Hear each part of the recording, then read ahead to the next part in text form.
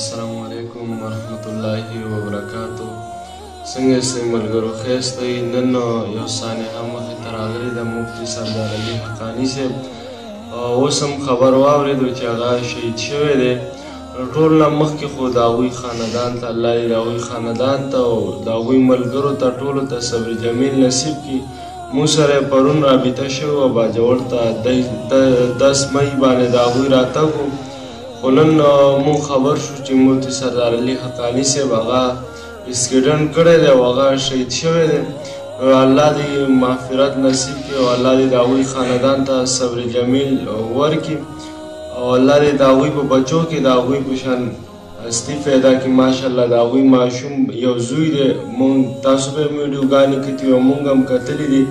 ماشاءالله ډېر قابل دی. الله دې د هغوی نه عالم دین جوړ کړي او داسې عالم دین څنګه چې د هغوی پلار و، الله دې مفتي سردار علي حقاني صاحب ته جنت فردوس نصیب کړي. د هغوی د وجې نه دې الله زموږ هم مغفرت وکړي.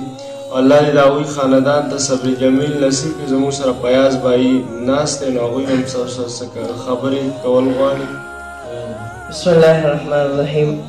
ملګرو څنګه تاسو ته پته ده، نن ټول فیسبوک، ټوله سوشل میډیا، الکترونیک میډیا، که هغه فیسبوک دی، که یوټیوب دی، که ټویټر دی، که هره لاره ده، نو په هغې د یو د غم خبر چلیږي. مفتي سردار علي حقاني عرف توجه چې هغه د دې دنیا نه رحلت شو، چې د رادم خیل په روډ باندې اکسیډنټ وشو، په هغې کې د هغوی شهادت راغی.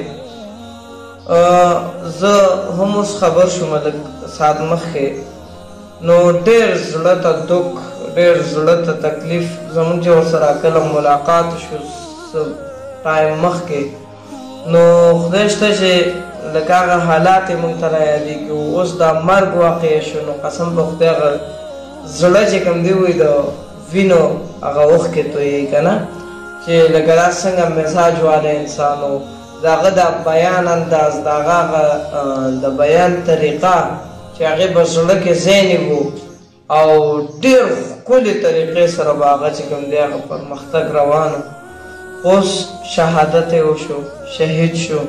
الله دې ټولې فیملي ته مغفرت نصیب کړي او ټول ملګري دا ویډیو په دې نیت شیر کړئ، د ثواب په نیت یې شیر کړئ چې خلک خبر شو، ملګري ډېر ځان جنازې ته ورسوي. صحیح ده.